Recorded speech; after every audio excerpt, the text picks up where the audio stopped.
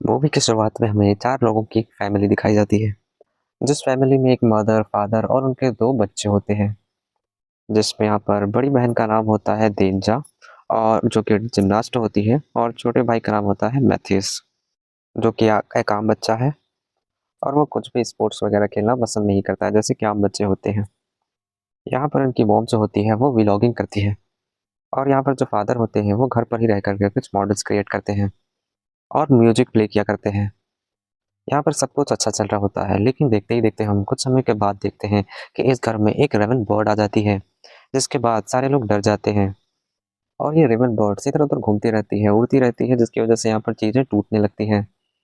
इसके बाद फिर उनकी माँ को बहुत ज़्यादा गुस्सा आ जाता है, फिर वो सबको ऑर्डर देती है कि सभी इस बर्ड्स को पकड़ने के लिए चलो और उसे पकड़ो। फिर सभी लोग यहाँ पर मिल कर के उस बर्ड को पकड़ने लगते हैं और यहाँ पर उस बर्ड को देनिया पकड़ लेती है और उसके बाद फिर उसके हाथ से उसकी माँ ले लेती है और उस बर्ड की गर्दन को मरोड़ करके उसे मार देती है। और फिर उसकी माँ तेनिया को बोलती है कि जाओ इसे डस्टबिन में डाल दो। फिर वो जाती है और उस बर्ड को डस्टबिन में डाल देती है और फिर वो देखती है कि वो बर्ड जिंदा होता है, अभी तक मरा नहीं होता है। यहाँ पर उनके पड़ोस में ही एक फैमिली शिफ्ट होती है और वहाँ पर एक लड़की होती है जिसका नाम रेता होता है। ये दोनों ही एक ही उम्र के थे। यहाँ पर रेता के पास एक डॉग होता है। यहाँ पर जब तिनिया उस डॉग को छूने के लिए जाती है तो वो डॉग उसे काट लेता है और इसके बाद फिर रेता कहती है कि मेरे डॉग ने आज तक ऐसा कभी भी किसी के साथ में नहीं किया, पता नहीं आखिर ऐसा तुम्हारे साथ ही क्यों कर दिया इसने। यहाँ पर दुनिया को अंदर अंदर गुस्सा आ रहा होता है, लेकिन वो कुछ भी नहीं कहती और वो खुद को ही कहने लगती है कि शायद ये मेरी ही गलती थी। हम अब देखते हैं रात का सीन होता है और यहाँ पर मैथ्यूस एक बहुत ही जिद्दी बच्चा होता है, हमें पता चलता है, क्योंकि उसकी माँ उसे लोरी सुनाने के लिए आज मना करती है, कहती है कि मैं आज लोरी नहीं सुनाऊंगी। लेकिन यहाँ पर मैथ्यूस बहुत ही ज़िद्दी बच्चा होता है, इसलिए वो बार बार जिद करने लगता है। इसके बाद उसकी माँ फ्रस्ट्रेट होकर के उसको एक लोरी सुनाने लगती है और उस लोरी का नाम होता है अर्ली। और तभी यहाँ पर मैथ्यूस आकर के और डेनिया आकर के उस लोरी को बहुत ही अच्छे से गा करके उसे मैथ्यूस को सुला देती है। और तभी उसकी माँ कहती है डेनिया को कि तुम्हें होने वाले जिमनास्ट प्रैक्टिस कंपटीशन में तुम्हें जीतना ही होगा। तो हमें पता चलता है यहाँ पर कि उसकी माँ उसे काफ़ी ज़्यादा प्रेशराइज़ कर रही होती है इस चीज़ के लिए। और यहाँ पर हम एक सीन देखते हैं जिसमें हमें पता चलता है कि वो बर्ड ज़िंदा होता है और ये बात सोच रही होती है देनिया भी। इसलिए वो रात में जाती है और उस बर्ड को पत्थर मार करके मार देती है ताकि उसे दर्द से निजात मिल सके। और यही पास में उसे उसी रेवन बर्ड का एक अंडा मिलता है और इसलिए शायद वो परेशान थी वो बर्ड कि उसके जाने के बाद आखिर इस अंडे को भला कौन देखभाल करेगा। लेकिन देनिया यहाँ पर उस एग को अपने पास रख लेती है और उसका ख्याल रखने लगती है और ये चीज़ उसने घर में किसी को भी नहीं बताई थी। और तभी हम देखते हैं कि देनिया यहाँ पर जिमनास्ट करते वक्त कुछ गलती कर रही थी और उसका इस चीज़ में मन भी नहीं लग रहा था। इसके बाद उसके फ्रेंड्स उसे बाहर चलने के लिए पूछते हैं, जिसके बाद वो बाहर जाने के लिए मना कर देती है और उसकी डैड भी काफ़ी ज़्यादा स्ट्रिक्ट होती है और जिमनास्ट बनने का सपना उसका खुद का नहीं बल्कि उसकी माँ का होता है और उसकी माँ हर चीज़ कंट्रोल करती है, यहाँ तक कि उस घर का इंटीरियर डिज़ाइन या फिर जो कुछ भी होता है सारी चीज़ें उसकी माँ ही ऑर्डर देती है और उसके अकॉर्डिंग ही सभी लोग करते हैं। दीना यहाँ पर अपनी लाइफ को काफ़ी ज़्यादा एंजॉय करना चाहती है और खुलकर जीना चाहती है, लेकिन वो अपनी माँ की वजह से ऐसा नहीं कर पाती। ये चीज़ें यहाँ पर तब खराब हो जाती हैं जब दिनिया अपनी माँ को उसके बॉयफ्रेंड के साथ में किस करते हुए देख लेती है। फिर वो रात में उसे समझाने भी आती है कि जब लोग बड़े हो जाते हैं तब उनके कुछ खास दोस्त बन जाते हैं, तो ऐसा हो जाता है, तो इसमें तुम्हें गलत समझने की कोई भी ज़रूरत नहीं है। यहाँ पर दिनिया की मॉम का कहना होता है कि उसे पहली बार प्यार का एहसास हुआ है और उसकी मॉम कहती है कि ये सारी बात हम दोनों के बीच में ही रहनी चाहिए। यहाँ तक कि उसकी मॉम उसे एक ड्रेस भी देती है इस कंपटीशन में पहन करके जाने के लिए। और यहाँ पर दुनिया काफ़ी ज़्यादा सोच रही होती है और परेशान होती है कि आखिर ऐसा कैसे हो सकता है कि उनके मॉम और डैड के रिश्ते में इस तरह से कैसे दूरी आ चुकी है और कोई तीसरा इंसान कैसे उनके जीवन में इस तरह से आ सकता है या आ गया है। लेकिन वो ऐसा दिखाती है कि सब कुछ ठीक है और वो समझ चुकी है ताकि अपनी माँ से जो प्यार उसे मिल रहा है वो इसी तरीके से मिलता रहे। इसका मतलब हम यहाँ देख सकते हैं कि उसे प्यार पाने के लिए उसकी माँ के मुताबिक ही उसे चलना पड़ता है। अब यहाँ पर तनिया की माँ अपने बिजनेस टूर के लिए निकल जाती है। असल में वो अपने बॉयफ्रेंड के साथ में कुछ टाइम स्पेंड करना चाहती है, इसलिए वो वहाँ से जा रही थी। यहाँ पर मैथियास अपनी मॉम को गले लगाता है, लेकिन उसकी मॉम इतना ज़्यादा उससे भाव नहीं देती हैं। और यहाँ पर तेनिया के डैड ये सारी चीज़ें जान रहे थे और इसके बाद भी वो सारी चीज़ें जानने के बाद अनजान बनने का नाटक कर रहे थे। वो बच्चों की वजह से चुप रहा करते थे ताकि अगर उनके बीच कुछ भी ऐसा-वैसा हो तो पूरा परिवार बिखर ना जाए। इसलिए वो सब कुछ जानने के बाद भी चुप ही रहा करते थे और जैसा तेनिया की मॉम चाहती थी वैसा ही चलने दिया जाता है। कई बार उसके जो डैड होते हैं वो कुछ कहना चाहते हैं लेकिन वो नहीं कह पाते हैं। लेकिन यहाँ पर सिर्फ़ और सिर्फ़ दुनिया की माँ का ही हुक्म चलता है, इसलिए वो कुछ भी ऐसा कर नहीं पाते। यहाँ पर हमें पता चलता है कि यहाँ पर जो उनके पड़ोस में आई थी, उस लड़के का नाम रेतो था। वो इसी स्कूल में एडमिशन लेकर के आती है और वो एक बहुत ही अच्छे जिम्नास्ट होती है। वो सारे के सारे जिम्नास्ट के मूव्स काफ़ी ज़्यादा ईज़िली परफ़ॉर्म कर पा रही थी। लेकिन तिनिया यहाँ पर थोड़ी-सी अच्छी परफ़ॉर्मेंस नहीं दे पाती है। तो तिनिया की मॉम उसके दिमाग में ये भरती है कि ये जो रितु है, ये तुम्हारी कॉम्पिटिटर है और तुम्हें इससे आगे निकलना होगा। और इसके लिए तुम्हें बहुत ज़्यादा मेहनत करनी होगी, लेकिन यहाँ पर रेतो के दिमाग में ऐसा कुछ भी नहीं था। यहाँ पर तिनिया की माँ वहाँ पर खुद रह कर के उसे तब तक प्रैक्टिस करवाती है जब तक कि वो हर एक मूव को सही से परफॉर्म नहीं कर लेती। यहाँ पर बहुत ज़्यादा प्रैक्टिस करने की वजह से तिनिया की जो हथेली होती है वो छिल जाती है, लेकिन यहाँ पर तिनिया की मॉम को कोई भी परवाह नहीं होती है और वो इसके बाद भी लगातार उससे प्रैक्टिस करवाती रहती है जब तक कि वो उसका मूव ठीक ना हो जाए। और हमें यहाँ पर ये क्लियरली दिखता है कि ये जो इसकी मदर होती है वो बहुत ही ज़्यादा क्रूर होती हैं और यही रीज़न होता है कि मैथियास से वो इतना ज़्यादा अटैच नहीं होती है। वो उसे उतना ज़्यादा पसंद भी नहीं करती क्योंकि वो कुछ भी नहीं करता और ना ही वो किसी भी चीज़ में वो पार्टिसिपेट करता है, इसलिए उसकी मॉम उसे उतना ज़्यादा पसंद नहीं करती। यहाँ पर तनिया घर आ जाती है, घर आने के बाद वो उस एग को देखती है, तो वो देखती है कि वो एग एक नॉर्मल अंडे के जैसा नहीं था, वो एक ही दिन में इतना बड़ा हो गया था, जो कि नॉर्मल अंडे इतना होते ही नहीं है, उनका साइज़ ही नहीं बढ़ता नॉर्मल अंडे का, लेकिन इसका तो बहुत बड़ा हो चुका था साइज़।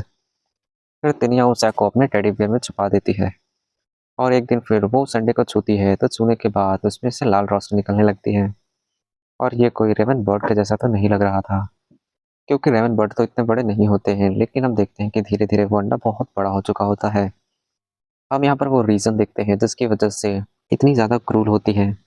एक फ़ोटो में वो देखती है जब वो जवान थी और वो जवानी में आइस स्केटिंग किया करती थी और ऐसा करते टाइम उसके थाई पर चोट लग चुकी होती है और इसी वजह से वो आइस स्केटिंग के चैंपियन नहीं बन पाई थी और इसीलिए वो अपने इस सपने को पूरा करने के लिए वो खुद तो वो सपना पूरा नहीं कर सकती और इसीलिए वो चाहती है कि उसकी बेटी टीनिया उसकी ये सपनों को पूरा कर सके कि वो जिस चीज़ में है यानी कि जिम्नास्ट में वो कम से कम उसमें तो चैंपियन बन जाए, इसीलिए वो बहुत ही ज़्यादा क्रूर होती है इन सारी चीज़ों में और वो अपने व्लॉग के ज़रिए दुनिया से अपने लिए एक अच्छा रेपुटेशन चाहती थी, जो कि हम अक्सर देखते हैं कि इस तरह की चीज़ें सोशल मीडिया में आम बात है, हर कोई दिखाता कुछ और है और असल में उसकी ज़िंदगी में होता कुछ और है।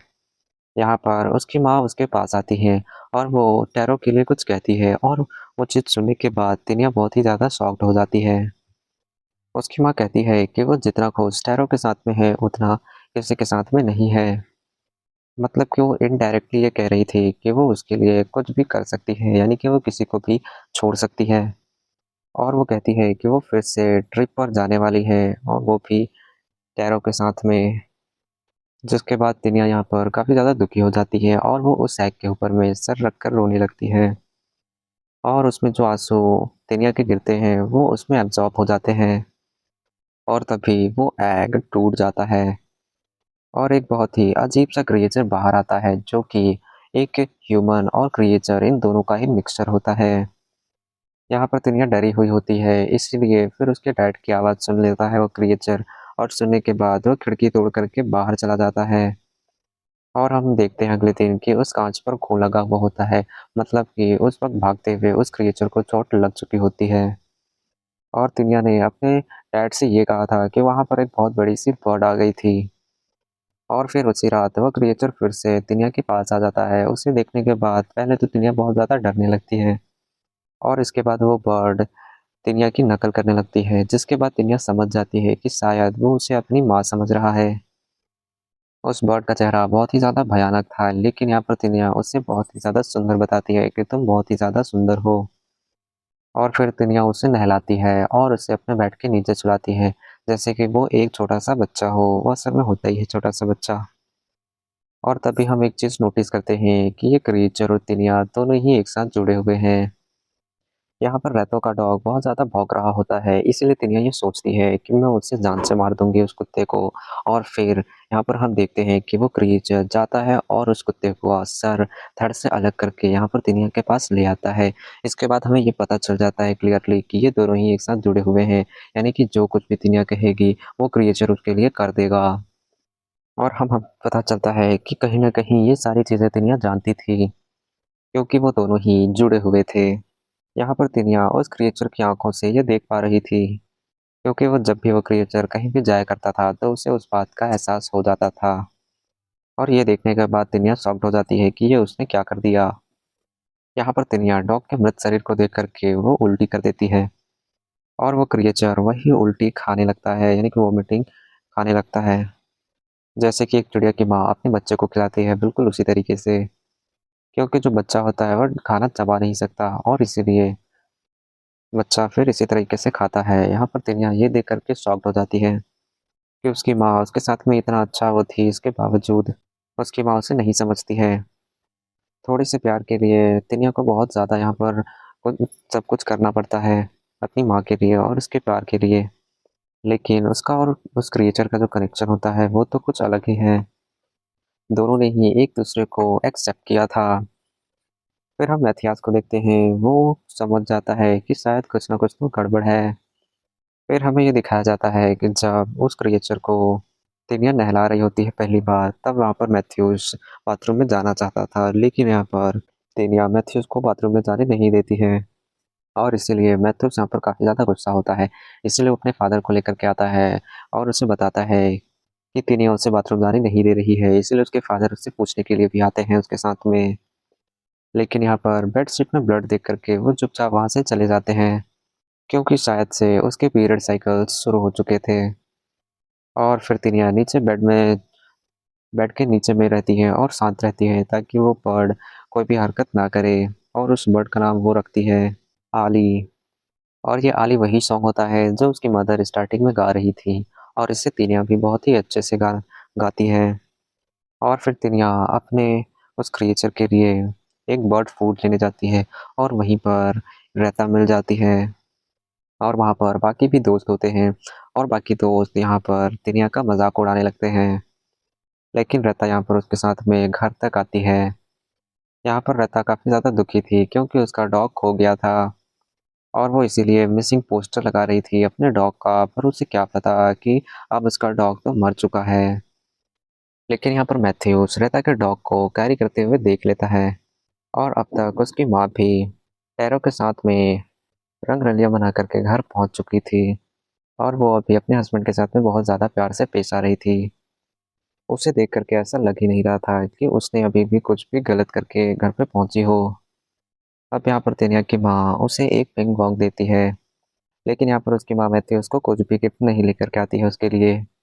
और इसीलिए यहाँ पर मैथ्यूस गुस्से में जाता है और उस डॉग की बॉडी को लेकर के यहाँ पर आकर पटक देता है और वो कहता है कि ये सब तेनिया ने किया है। यहाँ पर वो अपनी बहन से काफ़ी ज़्यादा जल रहा था, इसलिए उसने ऐसा किया। वो कहता है कि रता का डॉग खोया नहीं, बल्कि उसे तो तिनिया ने मार दिया है। यहाँ पर मैथ्यूस ये कहने लगता है, जिसके बाद यहाँ पर तिनिया अपने भाई से गुस्सा हो जाती है और इसके बाद मैथ्यूस उसे धक्का दे देता है, जिससे वो गिर जाती है और वो एकदम स्टक हो जाती है, एक जगह पर रुक जाती है, ऐसा लग रहा है मानो। और इसके बाद हम देखते हैं कि इसका एहसास आली को हो चुका होता है और वो मैथियास पर हमला करने वाला था, लेकिन तभी यहाँ पर उसकी मोम उसे थप्पड़ मार करके जगा देती है और इसके बाद वो नॉर्मल हो जाती है, जिससे कि आली भी रुक जाती है। इसके बाद मैथ्यूस काफ़ी ज़्यादा घबरा जाता है और वो कहता है कि हमारे घर में कुछ ना कुछ तो है, लेकिन इसकी बात को कोई भी नहीं मानता। और इसके बाद फिर इस डॉग को दफना दिया जाता है, ताकि ये फैमिली की इज़्ज़त ऐसे ही बनी रहे। वो फिर उसे जाकर के नहीं बताते हैं कि रहता कि हाँ, कुछ भी बताने नहीं जाते हैं कि यहाँ पर उसके कुत्ते का मौत हो चुका है। उसके बाद हम देखते हैं कि चीज़ें यहाँ पर सही नहीं चल रही होती हैं, क्योंकि यहाँ पर वो बर्ड ज़ोर-ज़ोर से चिल्लाने लगता है। फिर तिनिया की माँ उसके रूम में आकर के चेक करने लगती है, लेकिन वहाँ से आली चली गई होती है और तभी कबर्ड में से कुछ आवाज़ आती है और उसकी माँ उस कबर्ड में देखने के लिए जाती है। इसके बाद तानिया की माँ देखती है उस ड्रेस को जिसे उसने तानिया को दिया था चैंपियनशिप के वक़्त पहनने के लिए। लेकिन वो ड्रेस अब फट चुकी थी जिसे देखने के बाद उसकी माँ काफ़ी ज़्यादा गुस्सा हो जाती है और इस ड्रेस को आली ने ही फाड़ा होता है और आली उसी कबर्ड के ऊपर में छुपी हुई होती है और फिर वहाँ से गुस्सा होकर के वो चली जाती है। यहाँ पर हमें ये पता चलता है, ये दिखता है कि उसे अपने बच्चे की बिल्कुल परवाह नहीं होती है, बल्कि उसे तो ड्रेस की परवाह होती है और उसे तो केवल चैंपियनशिप से ही मतलब था। इसके बाद यहाँ पर तनिया आली से इतनी ज़्यादा गुस्सा हो जाती है कि वो उसी कबर्ड में उसे लॉक कर देती है। यहाँ पर आली बर्ड की तरह चिल्लाने लगती है, लेकिन साथ में एक डिमन टाइप की भी आवाज़ थी। लेकिन फिर तनिया उसे कुछ देर के बाद उसे वहाँ से अनलॉक कर देती है, उसे बाहर निकाल लेती है। इसके बाद उसे वही बर्ड फूड ला कर के देती है। एक्चुअली उसे देती नहीं है बल्कि खुद खाती है और उसके बाद फिर वो वॉमिटिंग करती है और इसके बाद फिर आली उस वॉमिटिंग किए हुए फूड को खाती है। यहाँ पर हम देखते हैं कि जो भी तनिया अपने माँ के लिए चाहती थी, यानी कि उसकी माँ उसके लिए जैसा बर्ताव नहीं करती है, जैसा तनिया चाहती थी कि उसकी माँ उसके प्रति वैसा व्यवहार करे, वो वैसा नहीं कर पा रही थी। लेकिन यहाँ पर तनिया उस बर्ड के लिए वैसा ही व्यवहार करती है जैसे कि उसे करना चाहिए, क्योंकि तनिया की माँ उसे मनाने नहीं आई। वो बहुत ही ज़्यादा गुस्सा थी उसकी माँ उससे। जैसे कि तनिया अपनी माँ के पास में जाती है उसका प्यार पाने के लिए, वैसे ही यहाँ पर आली भी तनिया के पास आती है अपनी माँ का प्यार पाने के लिए। और तभी वहाँ पर मैथियास उसे देख लेता है और काफ़ी ज़्यादा डर जाता है। लेकिन हमें तभी पता चलता है कि वहाँ पर तनिया की जगह में उसकी माँ होती है और यहाँ पर आली तनिया की माँ के थाई को वहाँ पर टच करता है। लेकिन वहाँ पर उसकी माँ को चोट लगा हुआ होता है, इसीलिए जब वहाँ पर आली टच करता है तो उसे बहुत ज़्यादा दर्द होता है और इसीलिए फिर उसकी माँ उसके हाथ को पकड़ लेती है और तभी तनिया की माँ उठ जाती है और अपने हाथ में एक चिपचिपे पे पदार्थ को देख करके काफ़ी ज़्यादा डर जाती है, जिसके बाद वो एक नाइफ लेकर के इधर-उधर घूमने लगती है और चेक करने लगती है कि आखिर यहाँ पर कौन है। और तभी यहाँ पर मैथ्यूस आ जाता है और अपनी मॉम को बताने लगता है कि यहाँ पर कि इस घर में और दिनिया के साथ में कुछ तो गड़बड़ है। लेकिन यहाँ पर दिनिया के माँ को लगता है कि ये मैथ्यूस का ही काम होगा और साथ ही साथ हम ये देखते हैं कि यहाँ पर आली को ठंड लग रही थी और उसके बाद दिनिया ने आली को अपने कपड़े पहना दिए होते हैं और तभी हम देखते हैं कि वो जो बर्ड होती है, यानी कि आली अब ह्यूमन की तरह ज़्यादा दिख रही थी। वो पहले बर्ड और ह्यूमन दोनों ही दिख रही थी, लेकिन अब ह्यूमन की तरह ट्रांसफ़ॉर्म होने लगती है। फिर तिनिया उसे देख कर के उसे ब्यूटीफुल कहती है और उसके बाल बनाने लगती है।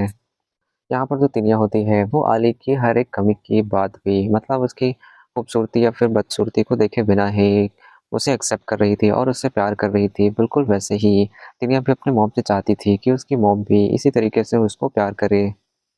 फिर हमें अगले दिन का वक़्त दिखाया जाता है जहाँ पर रेता प्रैक्टिस कर रही थी और यहाँ पर जो रेता होती है वो तो परफेक्ट स्टंट कर रही थी, लेकिन तिनिया यहाँ पर कुछ लैग कर रही थी, वो सही से परफ़ॉर्म नहीं कर पा रही थी और इसीलिए यहाँ पर तिनिया के माइंड में रेता के लिए गलत चीज़ें आ रही थी, जो कि उसकी माँ ने बहुत पहले उसके माइंड में डाल दिया था।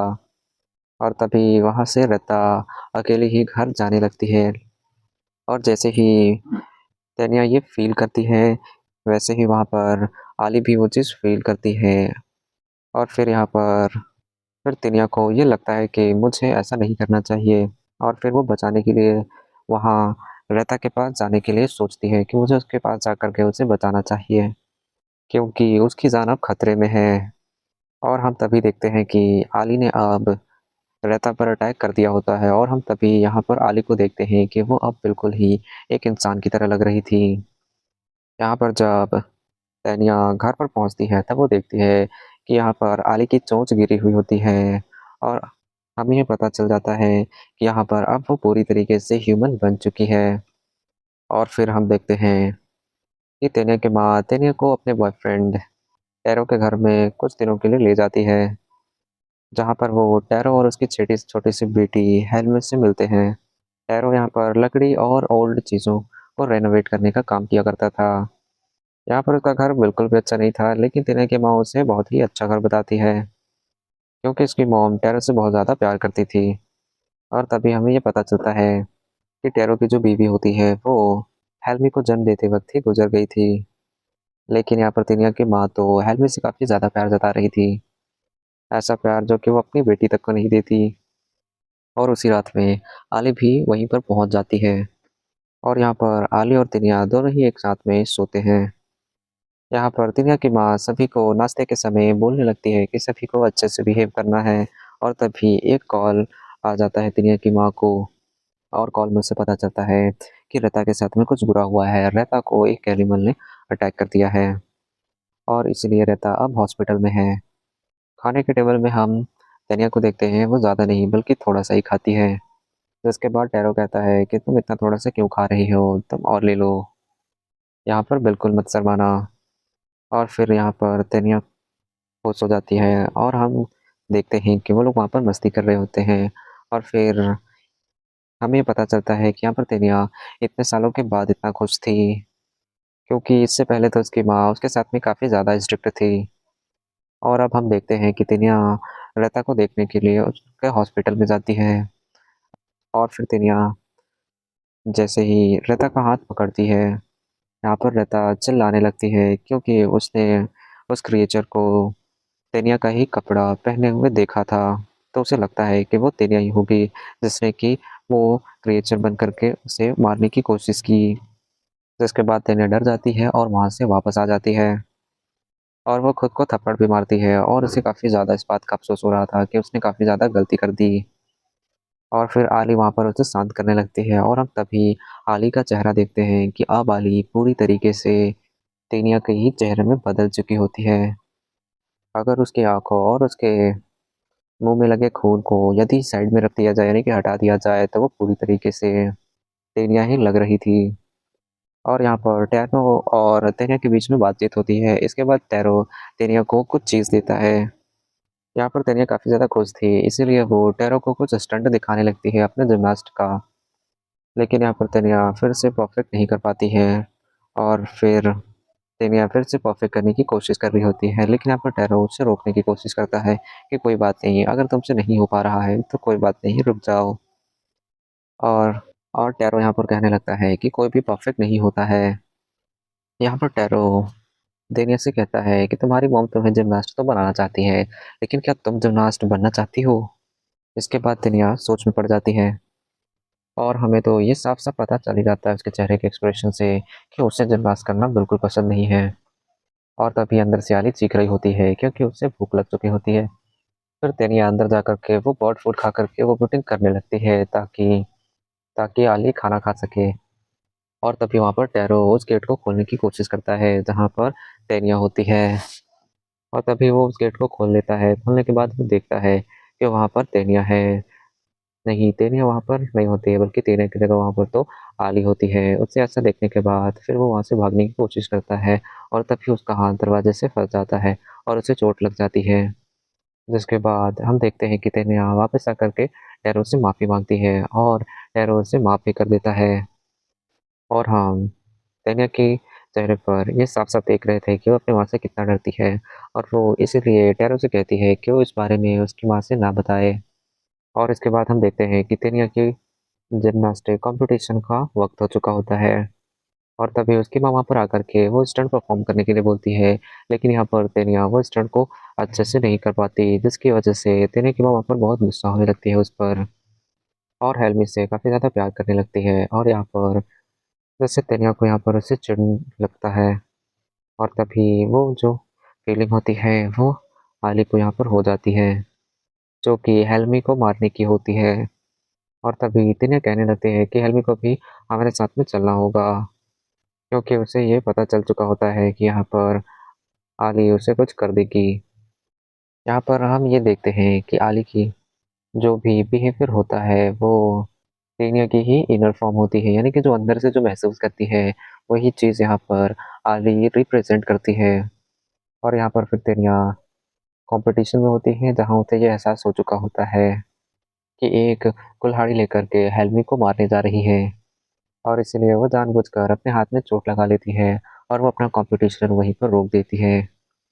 और हमें ये पता है कि ये दोनों जुड़े हुए थे, तो जैसे ही वहाँ पर और तभी हम देखते हैं कि आली के हाथ में वो जो कुल्हाड़ी होता है वो छूट जाता है। और तभी हम टैरो को देखते हैं कि टैरो उसे देख लेता है। वो देख लेता है कि यहाँ पर तेनिया ने ऐसा किया हुआ होता है। और वो जब तेनिया को देखता है तो वो एक डीमन जैसी लग रही थी। यहाँ पर जब तेनिया और अब उसकी माँ यहाँ पर टैरो के यहाँ पर पहुँचते हैं, फिर टैरो यहाँ पर उनसे उसे दूर कर देता है, बोलता है कि अब तुम यहाँ से चली जाओ। और टैरो यहाँ पर तेनिया की माँ से ब्रेकअप भी कर लेता है। उसके बाद जब वो लोग गाड़ी से जा रहे थे तब हम उसका गुस्सा देखते हैं, उसकी माँ का हम गुस्सा देखते हैं।